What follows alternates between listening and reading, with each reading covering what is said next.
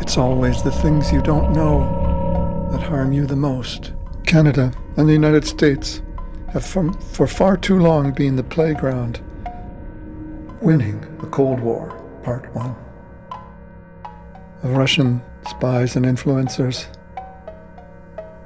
This is how we stop them. This is how we win this Cold War. It's your man, Bob Allisat, PsyOps Media. In this building is the Russian consulate here in Toronto, Ontario, Canada. When taking out the goons, one has to wonder why we have diplomatic relations with the Russian Federation at all in these times, when they are so obviously in opposition to all of our rights, freedoms, and liberties in Canada.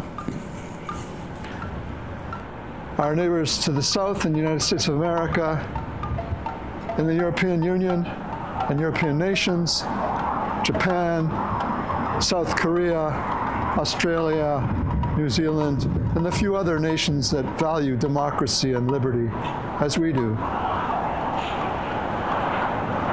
Taking out the goons is not something we can do nicely or politely. It's not the way they work. This is something we can do quickly, roughly, protecting our citizens and preventing the continued erosion of our freedoms and liberties in these democracies. This is something we can do in Canada and every other nation, taking our signals from Estonia, Latvia, Lithuania, some of the frontline states, former Soviet prisoners, let's put it that way. No need for niceties.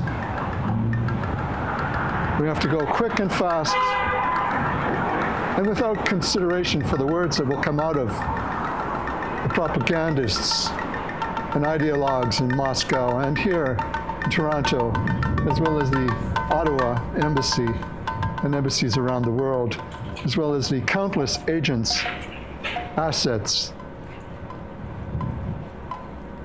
of the Russian state.